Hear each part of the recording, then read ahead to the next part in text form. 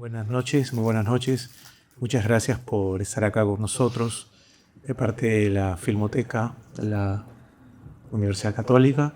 Mi nombre es Sebastián Pimentel, soy coordinador general de la Filmoteca y tengo el enorme placer y privilegio de tener con nosotros esta noche a Alejandro Legazpi.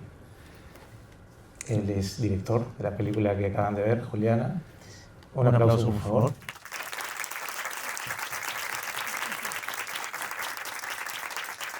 Y nuestro querido amigo Fabricio Deza, él es un especialista, uno de los más prestigiosos, importantes especialistas en restauración fílmica, miembro de la productora Huarango, que se encargó de restaurar y realmente han hecho un trabajo magnífico esta película, esta bella película. Un aplauso también para Fabricio, por favor. Sí, bueno, voy a hacer una breve presentación de sus trayectorias. Alejandro Legazpi nació en Uruguay, formó la Cinemateca del Tercer Mundo en 1969, donde colaboró como camarógrafo y montajista, formó la productora Marcha y se dedicó a la realización de documentales. En el 79 participó en el documental Victoria de un pueblo en armas y La insurrección en el 80. En el 82 formó en Lima el colectivo de cine Grupo Chasqui junto a Estefan Caspar, Fernando Espinosa, María Barea y Fernando Barreto. Ha desarrollado también una importante carrera como director de largometrajes, que incluye títulos como Juliana y La última noticia. Paralelamente se ha desempeñado como profesor en la Pontificia Universidad Católica del Perú y en el Instituto Charles Chaplin, en cursos de realización cinematográfica, documental periodístico y dirección de fotografía. Fabricio Deza, por su parte, es especialista en postproducción audiovisual con 15 años de experiencia, trabaja en Huarango, cine y video, casa postproductora con más de 3 décadas de trayectoria en el cine peruano. Es licenciado en Ciencias de la Comunicación, egresado y graduado en Edición Cinematográfica en la Escuela EICTV de Cuba. Ha supervisado proyectos de ficción y documental para cine, televisión y plataformas como Netflix, Prime Video. Posee amplia experiencia en el diseño e implementación de workflows de masterización en HDR, SDR y para exhibición en salas de cine. Coordina la digitalización y restauración de material fílmico en 16 milímetros y 35 milímetros, estableciendo protocolos de inspección, limpieza y escaneo que aseguran la preservación de nuestro patrimonio audiovisual. Muy bien, quería empezar preguntándole a Alejandro por su llegada al Perú, la formación del grupo Chasqui. Bueno, hay mucha gente que ya sabe algo al respecto, pero creo que no está de más que nos ilustres un poco sobre tu trayectoria vital. Justo también tuvimos unos intercambios sobre tu experiencia con Peter Lilienthal, uno de los más importantes cineastas alemanes surgidos en los 70s. Eso, ¿no? De repente nos puedes contar un poco cómo fue tu aprendizaje cinematográfico y cómo se arma el proyecto Chasqui, cómo deciden hacer este trabajo documental tan importante, ¿no? Con títulos como Miss Universo en el Perú y otros cortometrajes, muchos que ya se están siendo restaurados, para que un poco tengamos un pórtico para hablar de Juliana, ¿no? Como un trabajo que culmina, creo, también mucho, mucho del método y de los logros que tenían con Chasqui, ¿no? Bueno, buenas noches con todos, con todas. Mi comienzo en el cine fue, hace poco en otro conversatorio lo contaba, fue más o menos sencillo. Es decir, provengo de una familia que se dedicaba al cine y que tenía una productora en Uruguay que hacía documentales, que hacía películas. Así que me resultó fácil meterme en el medio. Lo hice desde muy joven, es decir, cargando el trípode, cargando luces, ayudando. Hice generalmente a la inversa de lo que suelen hacer los estudiantes, que primero estudian y luego ejercen la profesión. Bueno, yo comencé ejerciéndola y luego me dediqué a aprender, a estudiarla, a ver películas. ese fue mi comienzo.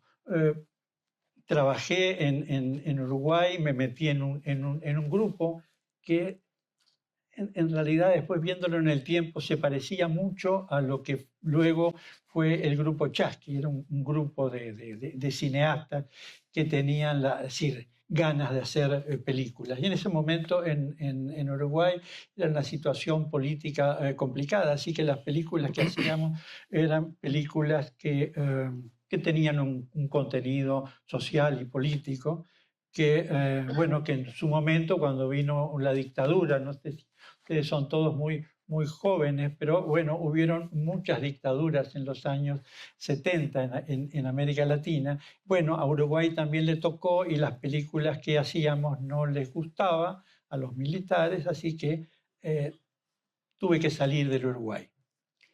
Casualmente, un tiempo antes, unos meses antes de que yo tuviera que salir, pasó por Uruguay un productor de cine que tenía una empresa en Perú y que estaba buscando en esos momentos un laboratorista, quería poner un laboratorio color o ya lo había, pero buscaba un técnico laboratorista de color.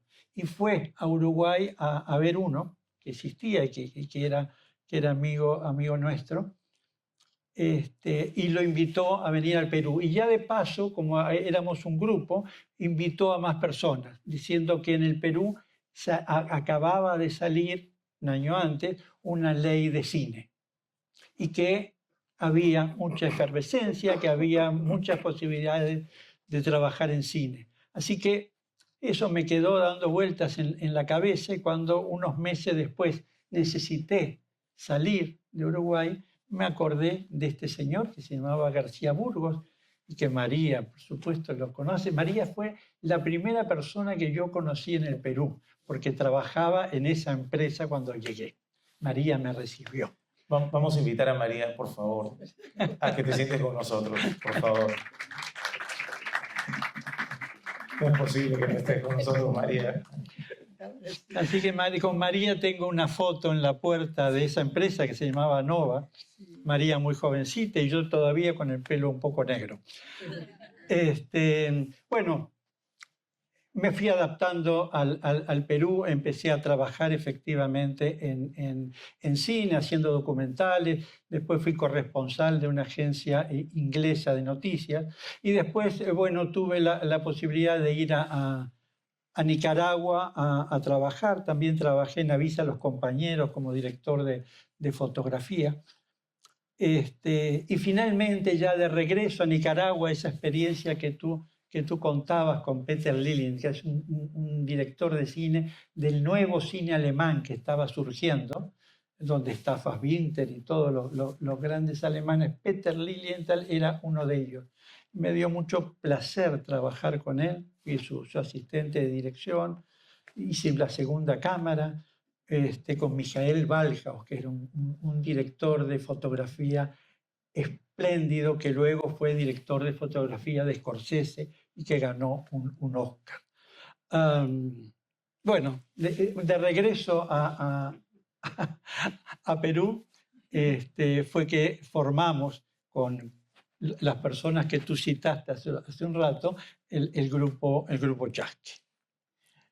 Perfecto. Y ya para entrar a Juliana, Alejandro, bueno, el público debe haber visto Gregorio, ¿no? Y otras películas documentales que precedieron a Gregorio y Juliana, ¿no? Hay muchos cortometrajes, justo en una reunión que tuve con Fabricio, me mostró también una serie de cortometrajes de niños, sobrevivientes. Cuéntanos un poco cómo ustedes deciden trabajar con este tipo de temas, niños de la calle, sobrevivientes de la calle en Lima, porque es un programa muy consciente de qué temas quieren trabajar y con un método de trabajo también muy particular, ¿no? Cuéntanos un poquito de eso también, por favor.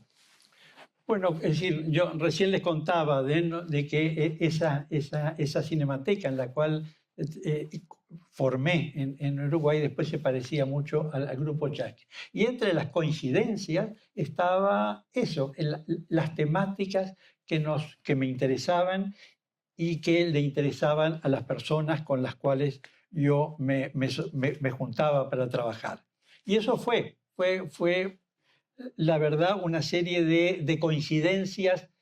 Por un lado, las ganas de hacer cine y por otro lado, las ganas de hacer cine con una determinada problemática. Las problemáticas son las que, bueno, de cierta manera se mantienen, lamentablemente, que son el tema de la niñez maltratada y abandonada, el tema del racismo, el tema de la migración. Esos eran los grandes temas hace 50 años que no han dejado de serlo en la actualidad. Eso eran los temas que nos interesaban y a eso nos abocamos, a pensar historias que tuvieran que ver fundamentalmente con esas temáticas. Sí, justo en un conversatorio anterior que tuvimos con María y con Juan Carlos Torrico, conversábamos con ellos, María de repente puede acotar algo más ahora, sobre la relación con el público de parte de los cineastas peruanos con una ley que les daba cuota de pantalla María y Juan Carlos comentaban que ese derecho a que las películas se estrenen en las pantallas, en las salas peruanas, hacía que se incentive un diálogo más estrecho con el público peruano, ¿no? O sea, esta idea de hacer películas que van a ser vistas por un público grande. ¿Qué nos puedes decir sobre eso en relación a lo que está sucediendo ahora cuando no hay esa cuota de pantalla? Hay incentivos, pero uno no sabe si la película la vas a poder poner en cartelera, ¿no? Y ¿cuál fue el impacto que tuvieron las películas de Chasqui, sobre todo la diferencia entre las películas documentales y las películas de ficción, como Gregorio y Juliana, que entiendo tuvieron un enorme éxito de taquilla, ¿no? O sea, mucha gente la vio y fueron un fenómeno, sí. Sí, bueno, yo llegué, como les contaba, en ese momento, en el momento en que de cierta manera comenzaba el cine. Es decir, estaba esta ley que, como tú dices, hace poco estuve en una reunión que el tema era cuando el cine era una fiesta. Y yo tenía ciertas dudas de que el cine fuera de todas maneras una fiesta en esa época. Fue por momentos, fue una fiesta, una fiesta que después terminó como alguna fiesta que terminan con borrachos y a las trompadas. Bueno, no terminó demasiado bien la fiesta esa porque esa ley la quitó Fujimori al poco tiempo de entrar. Pero yo creo que sobre todo en los años 80 es donde realmente se produjo esa fiesta. Fue un muy buen momento del cine peruano. Un buen momento porque surgían cineastas, porque surgían películas muy interesantes y porque además la gente estaba enamorada del cine peruano. Es decir, quizás por la novedad, porque no lo habían visto antes, pero la gente acudía a las salas. Muchísimas personas iban a las salas. Salas, no salas de 100 personas, de 160 personas, salas de 1.500 personas que se llenaban. Colas enormes de cuadras para ver películas peruanas. Y ahí es que está Pancho Lombardi, Chicho Durán, Grupo Chasqui, María Ruiz. Es decir, fue para mí el gran momento del cine peruano. Y después, bueno, nos quedamos sin la ley.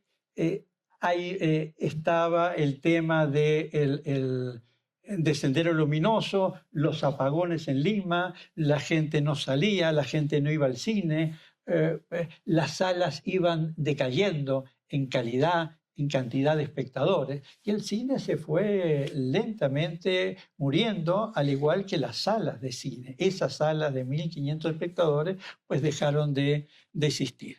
Pero ese es el gran momento.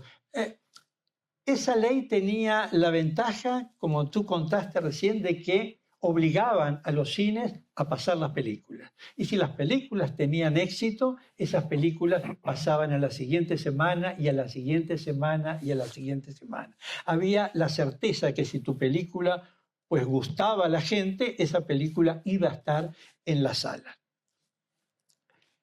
Pero había un problema, que la ley no financiaba las películas. Por lo tanto, pues no era fácil hacer películas. Era fácil, después que estaban hechas, que se lograran exhibir. Pero no era fácil exhibirlas. Es decir, había que tener plata, había que tener un productor o una coproducción. En el grupo Chasqui, yo lo decía la otra vez, es decir, éramos 5 personas, pero había una que era imprescindible, que era Stefan Kaspar, que era un suizo que conseguía dinero.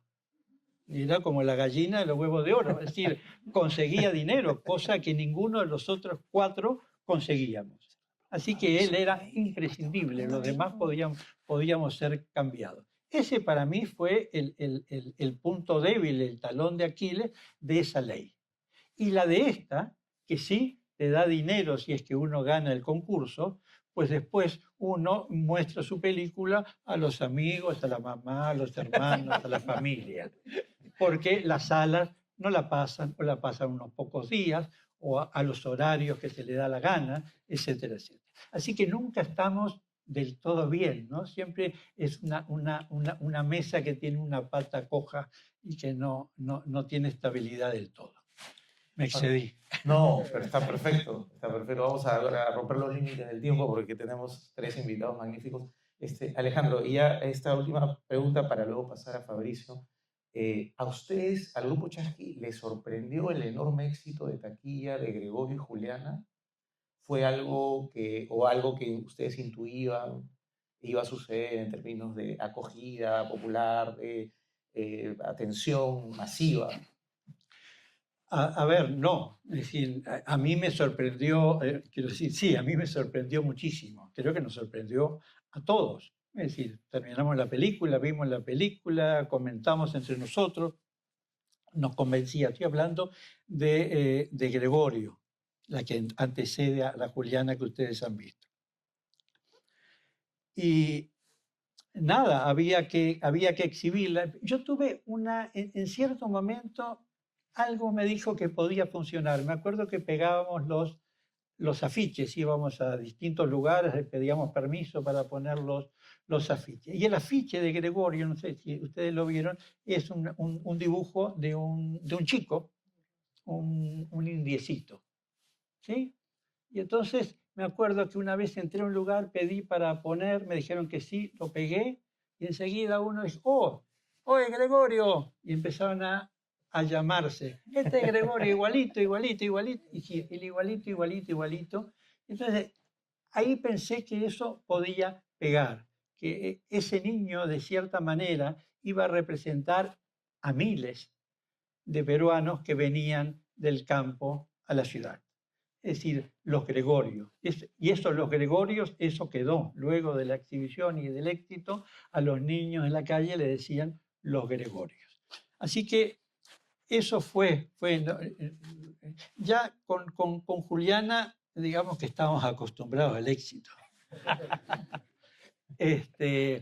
Fue todo mucho más fácil con Juliana. Stefan estaba en el Festival de Berlín presentando Gregorio, y una productora de la ZDF de Alemania se le acercó diciéndole que le había gustado mucho la película, Gregorio, y que a ella le encantaría tener una película igual, pero que fuera una niña, para su televisora, para la ZDF, para el canal. Y claro, llegó Stefan y dijo, ya hay que pensar una película con una niña, no sé cuánto. Y ahí es que surge Juliana. Juliana surge, yo me acuerdo haber leído en el Comercio una pequeña crónica policial que hablaba de un señor que tenía niños a los cuales explotaba, los alimentaba, les daba alojamiento, pero los explotaba. Y ahí yo pensé inmediatamente en Oliver Twist, en la novela Dickens y en la película. Y nada, y empezamos a discutir y esa podía ser la historia, sin duda. El tema era cómo incorporar una niña a esa historia y ahí es que nace Juliana y Julián, que es decir, que se hace pasar por hombre y bla, bla, bla. Ya vieron la película, así que no te la voy a contar.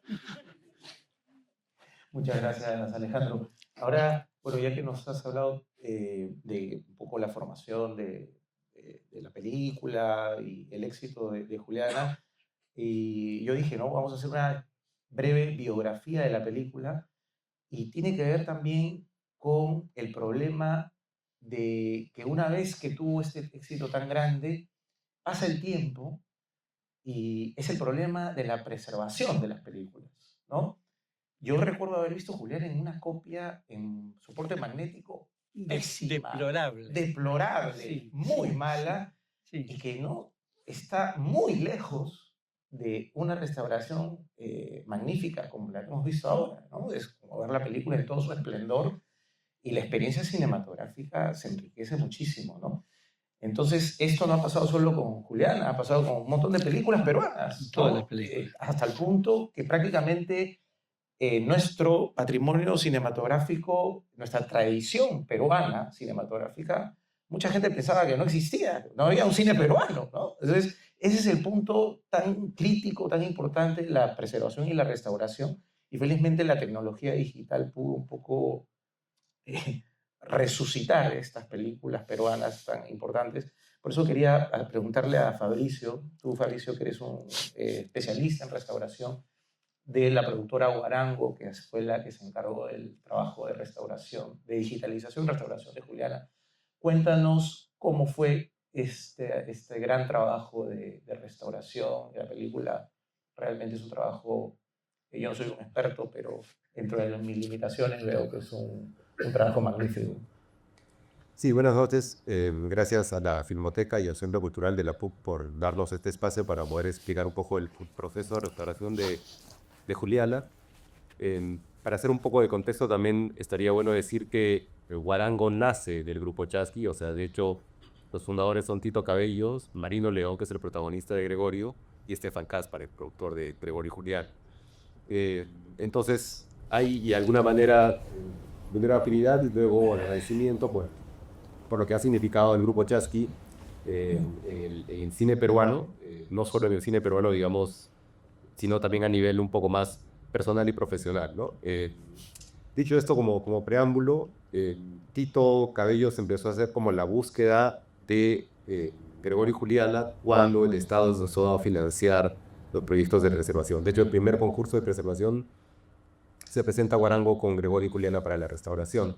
Y entonces empieza un proceso de investigación bastante curioso porque se empieza a averiguar con Chasqui y con los integrantes de Chasqui dónde estaba la película y nadie sabía dónde estaban los negativos. Se empezaba a estar en Cinecolor Argentina, se preguntaba a ZDF y no había información. Y Tito, viendo los créditos no sé si vieron que dice copias X en Suiza, ¿no? Entonces Tito llama a Suiza, empieza a averiguar, X había cerrado. El material que tenían decidieron pasarlo a Cinegrel, que es la empresa que finalmente termina escaneando este material en 16 milímetros.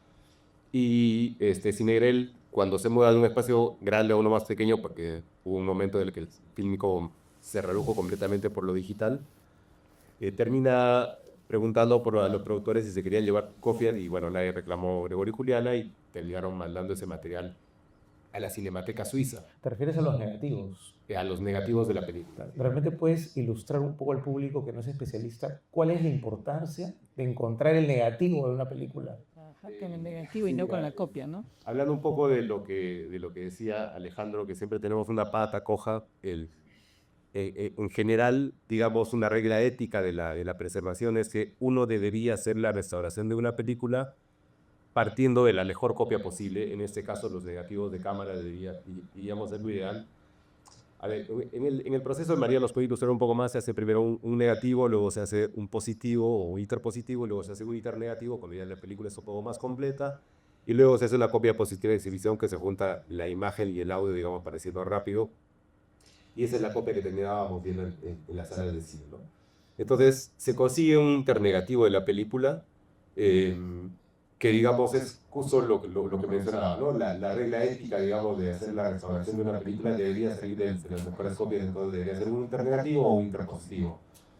Pero claro, eso funciona cuando un país tiene una cinemateca, dinero y puede guardar las cosas, ¿no? En Perú estamos, chapa la película que tengas y guárdala porque esa la vamos a restaurar porque es lo que hay, ¿no? O sea, ya nos ha pasado, por ejemplo, con Cucharita, cortometraje que mencionabas, también del grupo Chasqui, y hay una copia en 16 milímetros y esa copia hay que restaurarla sí o sí porque esa era la medida. Claro, porque esa no era una copia negativa o internegativa, era un positivo. Era un positivo en 16 milímetros y era el único positivo que había, o sea, tampoco es que había más, ¿no? Entonces, había que trabajar de eso, ¿no? Entonces, digamos que de ahí se parte para hacer el trabajo de restauración. Ahora, ciertamente, dentro de la importancia de lo que mencionaba Alejandro con el rumbo Chasqui, es que Stefan tuvo la previsión de llevar esas copias a Suiza y a Alemania para hacer copias, y bueno, países del primer mundo finalmente terminan guardando ese acervo, y la Cinemateca Suiza recibe estos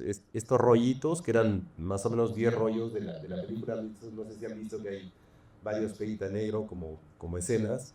Entonces la película estaba guardada así, y la Cinemateca Suiza, igual, pregunta de quién es la película, no encuentra a nadie, y porque el único nombre que tenían registrado era el de Stefan, ¿no? Stefan estaba en Perú, luego fallece, y bueno, la película se queda ahí, y la Cinemateca Suiza, bueno, dice, son películas, tercer mundo, no importa, pero películas completas, parece que narran una historia, de una realidad bien curiosa, y deciden guardar las dos películas, ¿no? Entonces, Tito encuentra las películas y Ricardo viaja a Suiza. La Cinemateca presta estos rollitos internegativos y se escanean en un escáner ARRI, digamos en 2K, que es lo que se recomendaba para 16 milímetros. Y también es por eso que se nota un poco más el grano de la película, digamos, porque esa era la realidad del cine peruano también, austeros como siempre, que el 16 y el Super 16 se crean, digamos, como alternativas baratas para la televisión en Estados Unidos y se reciclan en Perú o en buena parte de Latinoamérica para hacer películas de 16 milímetros que eran un poco más económicas, y se ampliaba, luego se inflaba a 35 milímetros, ¿no? Entonces, al proceso de inflarse también agarraba un poquito más de grano, digamos que también el audio tenía un pitch o un hiss más fuerte, ¿no?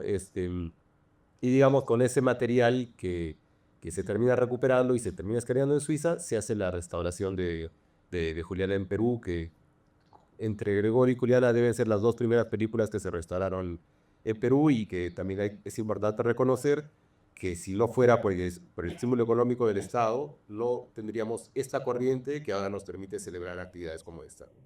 Magnífico, Fabricio.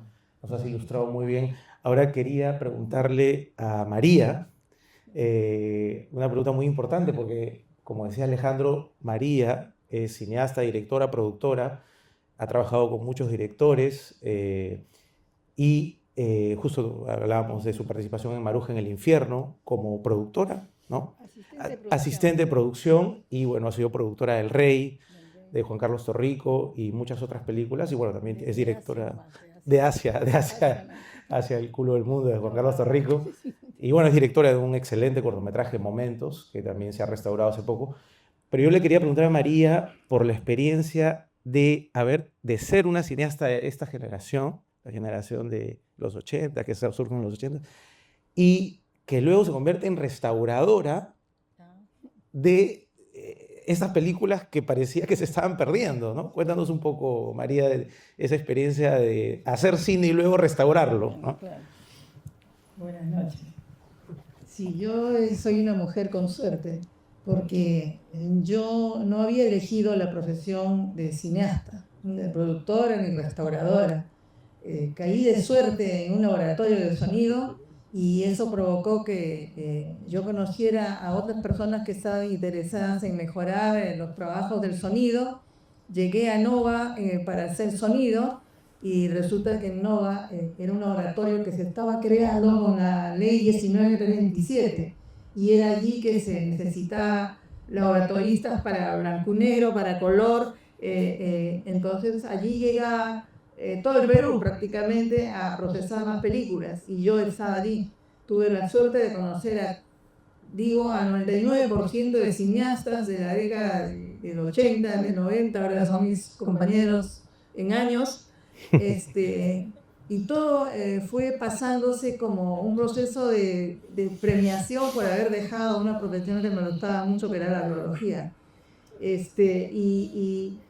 Y allí tuve la oportunidad de aprender, y como a mí me gusta mucho aprender y soy bastante meticulosa y fastidiosa, soy una pulga en el oído cuando se trata de producir algo, ¿no? Entonces fui aprendiendo todas y cada una de las etapas de la creación.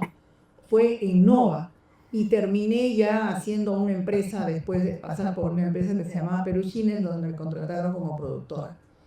Tuve el gusto de trabajar con Alejandro en una obra que se llamaba Los que llegaron, en la cual fue premiada como la mejor cara y el mejor fotógrafo.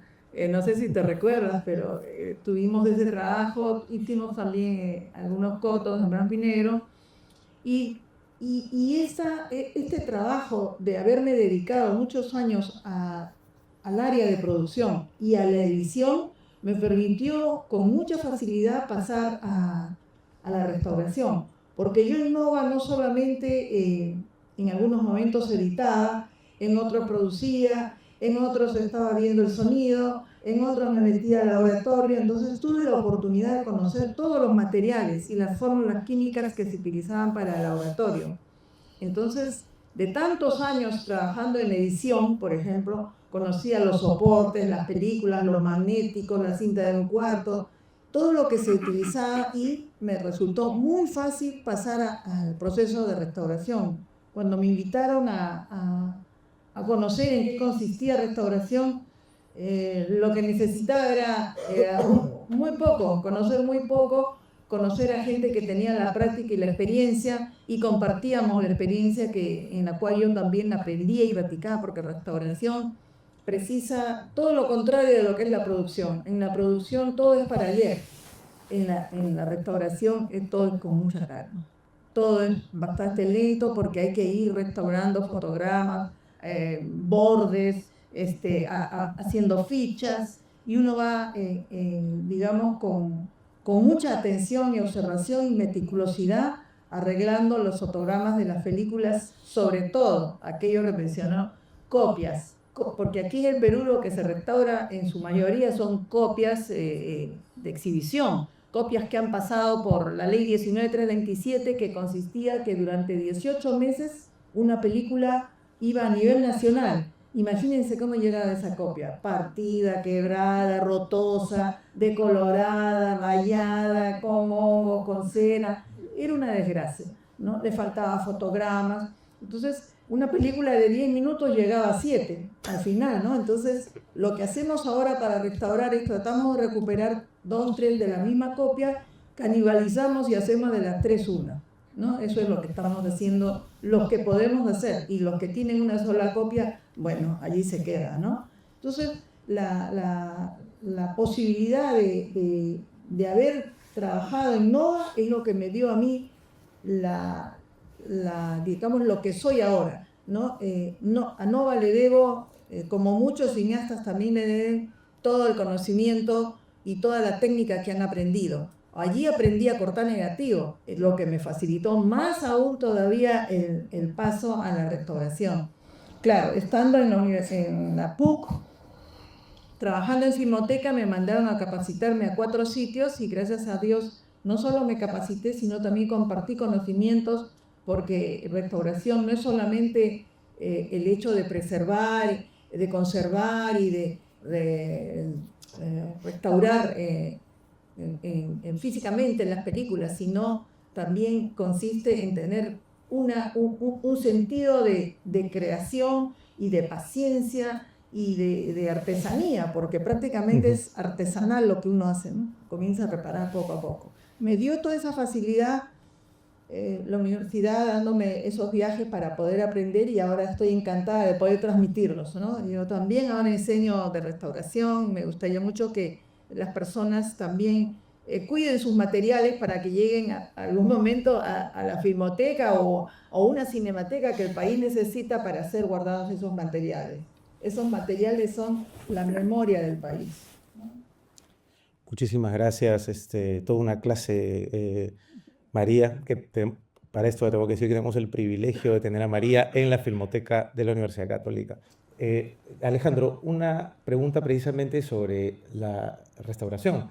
Cuéntanos tu impresión cuando volviste a ver Juliana restaurada, ¿no? O sea, este paso del tiempo, el hecho de que la película no se veía o no se podía ver en buenas condiciones en su estado visual Sí, real. sí, sí. Tú hablabas recién, dijiste deplorable, ¿no? Copias deplorables, horribles.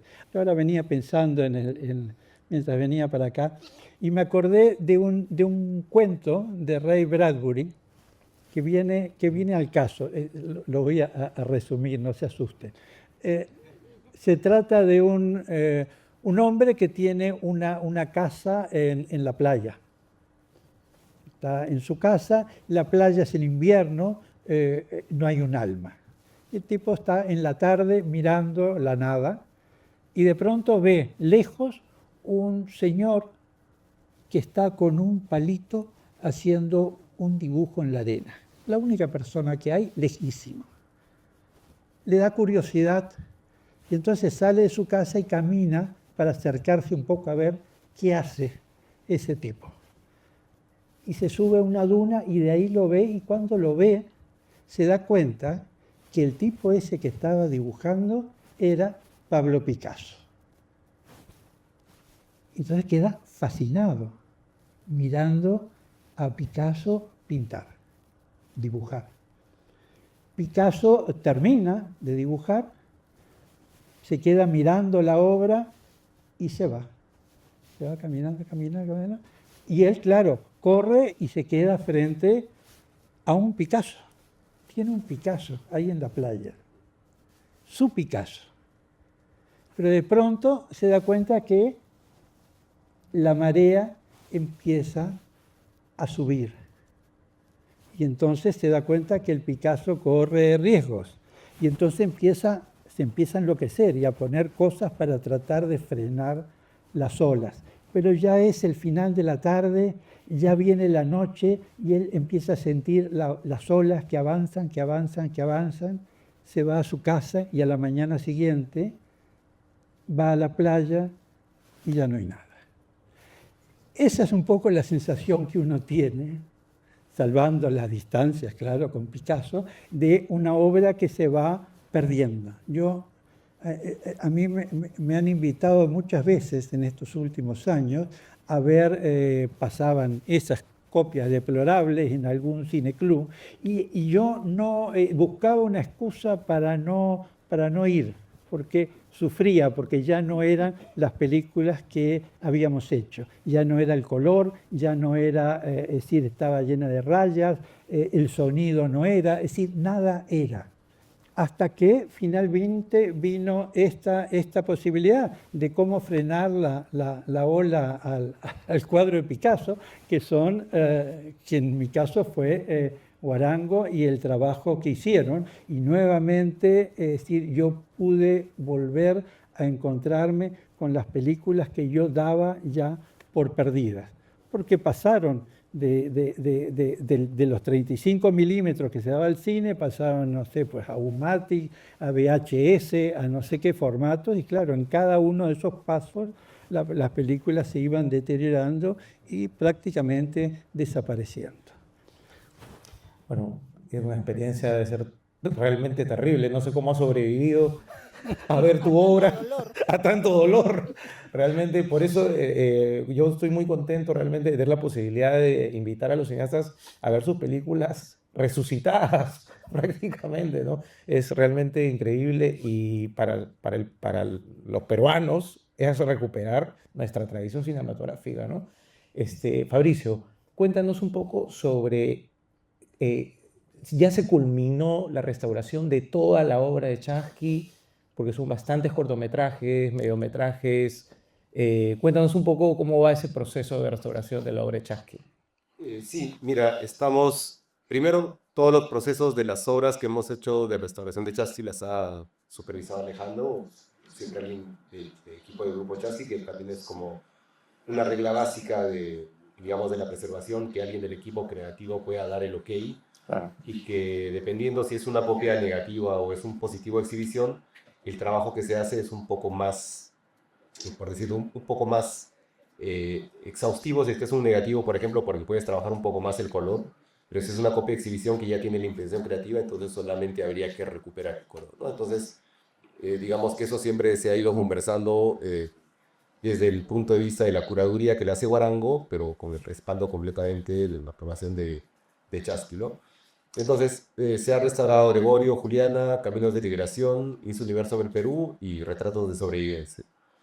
Nos falta La Correbuela, que está en proceso, y hay algunos mediometrajes, otros cortometrajes más como Perú, Ni Leche ni Gloria, y hay otras cosas que estamos en busca. De hecho, tenemos ahí unas latitas bastante avinagradas de los pasecitos Mariela Lites, y que las necesitamos inspeccionar con este concurso del Ministerio de Cultura para ver qué cosa encontramos, porque fieles al cine peruano, finalmente varias de las latas que estaban rotuladas como de Gregorio y Juliana tienen otro material, ¿no? Entonces no sabemos qué cosa tenemos exactamente por ahí. Perfecto, Fabricio. Bueno, ahora sí le doy la palabra a nuestro público para que puedan hacer sus preguntas. Por favor, quien tiene alguna inquietud, comentario, pregunta que puedan hacer a Alejandro, a Fabricio, a María. Hay una pregunta por ahí.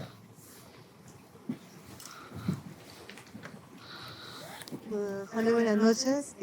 Muy agradecida con la restauración de esta película y sobre todo de poder conocer a los integrantes del chat. Estoy muy emocionada.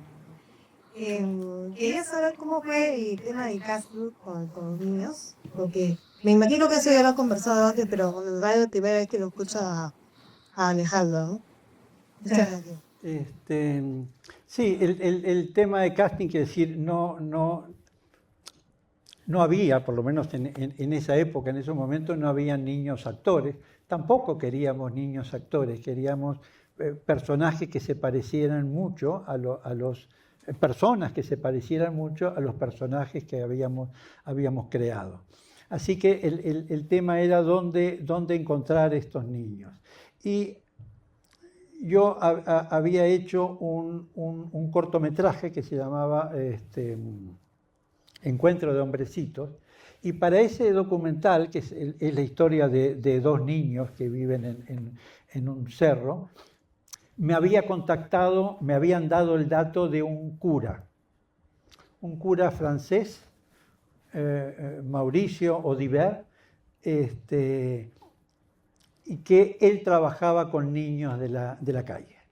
Y entonces sí, nos contactamos con René Weber, lo fuimos a buscar, lo citamos y apareció el curita nuestro.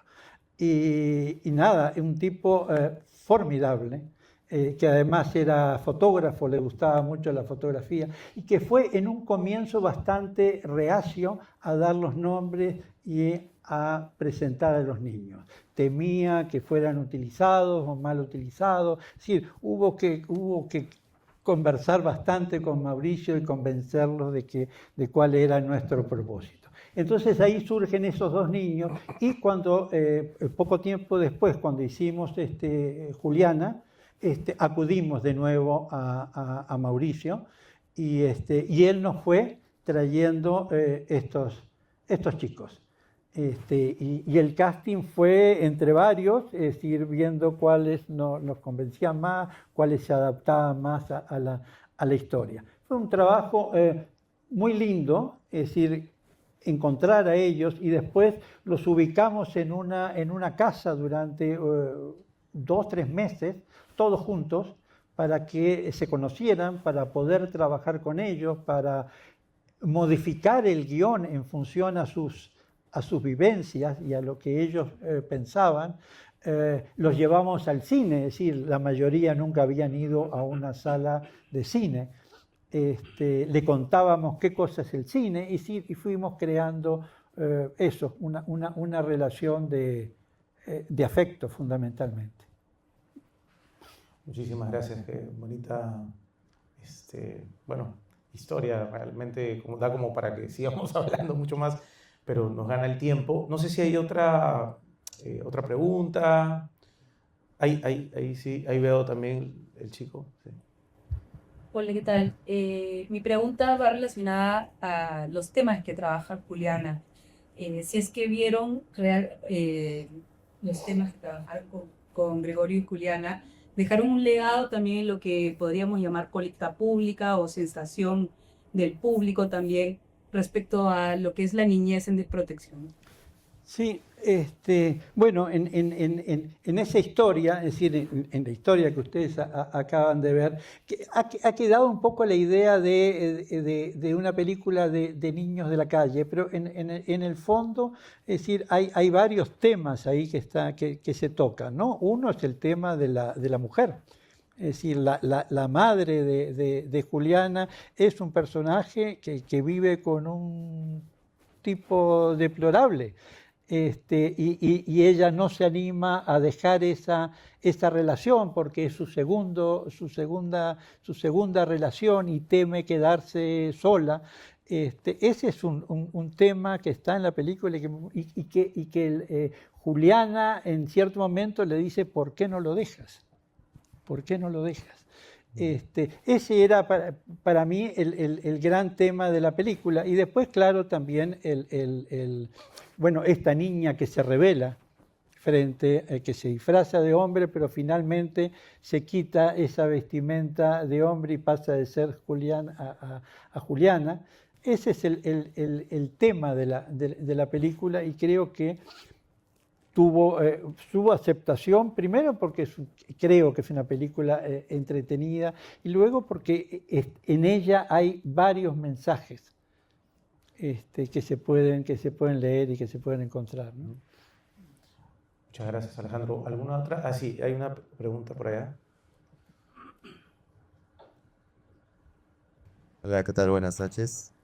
Bueno, es la primera vez que veo a Juliana y que sé sobre el grupo Chassi, entonces estoy interesado en saber un poco del proceso de investigación, porque vi que hubo una persona encargada de eso, entonces, ¿cómo fue ese proceso? ¿Quién se encargó? ¿Cómo se encargaron de ir a los lugares y conocer, no? Más que nada, las temáticas o que le toca. Sí, o sea, primero, digamos, para hacer un poco de contexto, y lo que decía Alejandro es completamente cierto. Quienes habíamos visto Gregorio Juliana, lo hemos visto en un link de YouTube, en un CD o un DVD o alguna cosa similar, tal vez un VHS, de muy mala calidad, ¿no? Las películas terminaban de alguna manera pasando por un telecine, que digamos es parte del proceso tecnológico de la época, y que posteriormente se reemplaza a escáneres digitales, ¿no? Entonces, en esa transición, digamos, es que uno puede ya hablar del proceso de restauración de películas fílmicas para poder tener una segunda vida útil, digamos, y sobre todo, lo que decía Alejandro, que es parte de la realidad del cine peruano, tener una copia en buena calidad de manera digital, ¿no? Es la realidad de todo el cine peruano. Tú le preguntas a cualquier director de los 80s, 90s, incluso 2000s, ¿qué fue de su película? Y dicen, bueno, sí, tengo un telecine muy mala calidad, o hay una versión de YouTube que puede ser de tal película, y eso es lo que teníamos como legado del cine peruano, ¿no? Entonces, una vez que, digamos, tenemos ese contexto ya de escáneres digitales para que vienen, dicho sea de paso, del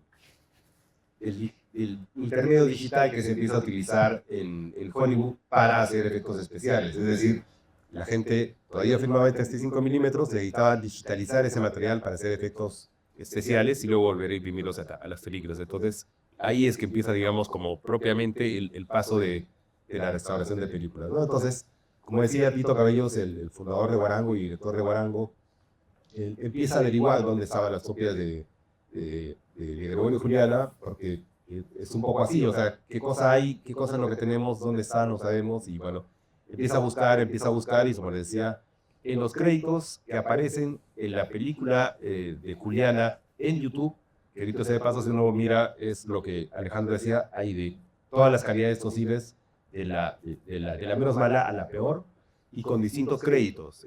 Algunos tienen sobre el nombre Juliana, otros dicen coproducción con ZDF y cosas así. Algunas, de hecho, tienen los créditos en alemán y cosas así. Entonces, ahí en una de esas copias aparece esa productora AB, que es como el rastro que se sigue para empezar a buscar estas copias, ¿no? Entonces, se llama Suiza y se empieza, lo que decía, se empieza a llamar a productoras y lo dice, bueno, esa productora ha cerrado, como buena parte de los laboratorios y, digamos, las casas productoras se dedicaban al cine de haciendo pínico y bueno, las copias desaparecen hasta que alguien le da el dato de que conocía a la Stefan Kaspar, que parece que las copias las dejaron en Cinegrel, que es un laboratorio en Suiza, y Cinegrel, igual, como decía, cerró su capacidad de producción y mandó esas copias a la Cinemateca Suiza, que es donde finalmente se baja, ¿no? Y eso, por supuesto, da paso a hablar de la importancia de tener una cinemateca nacional, una cinemateca peruana en la que pudiéramos conservar nuestras obras. No solo nuestras obras, sino que imagínense a mi generación, que es siguiente a la de Alejandro, que tiene toda su vida en VHS, o incluso las siguientes generaciones que tienen una gran colección de cine nacional o incluso mundial, que tiene sus películas en DVD y ya no las puede ver, ¿no? Entonces, ¿qué hacemos con eso? ¿Cómo hacemos para poder ver películas ahora en buena calidad sin tener que estar retrocediendo a esas calidades, digamos, inferiores, que son básicamente los telecines que eran 720x480, cuando ya estamos en la exhibición de 4K, ¿no? Entonces, y de ahí, digamos, como la importancia de tener una cinemateca donde se puedan preservar estos materiales audiovisuales, no solo para el disfrute de las películas como lo estamos haciendo ahora, sino también como casos de estudio, como mencionaba Alejandro, para ver la problemática de los niños, la problemática de la mujer, qué ha pasado con esas realidades, y cómo hemos llegado o cuán diferentes somos 40 o 50 años después del Perú que estamos viendo en pantalla y la realidad que tenemos ahora. Sí, María quería decir algo. No, yo lo que quería agregar era que el hecho de que terminamos haciendo una copia digital en perfectas condiciones no es sino un puente hacia el futuro, porque necesitamos realmente preservar el soporte fílmico. El soporte fílmico es un material que puede durar más de 100 años si se mantiene con temperatura, humedad, oscuridad y aire que lo ventilo. Con todas esas ya tendríamos una película bien guardada, bien preservada, sacada además de un digital que está en muy buenas condiciones, ¿no? Eso es. Y una posición, por favor, de María. Este proceso de restauración de Juliana, igual de Gregorio y todos los procesos hemos venido revisando, son procesos reversibles, es decir, tenemos los archivos en DTX o TI generados por el Scaler, digamos, nativos, para que si en algún momento existe mejor tecnología o más herramientas para hacer una mejor restauración, se pueda revertir este proceso y se pueda volver a preparar una copia de mejor calidad, ¿no? Y además, digamos, pensando un poco en la inestabilidad política y en lo complicado que ha sido llegar a tener al menos una oficina funcional de una cinemateca peruana que no es ni siquiera un edificio, sino que es una oficina perillita burocrática todavía, con muy buenas intenciones, pero muy atada de manos. Tenemos la película colgada en la nube por 10 años, que digamos fue lo que pensamos que podría haber demorado conseguir una cinemateca. En 3 años se cumplen estos 10 años más o menos de lo que habíamos pensado, y entonces nos toca volver a invertir en nube para seguir conservando estos originales de la película, para ver si en algún momento se puede hacer una mejor restauración. ¿Hay inestabilidad política?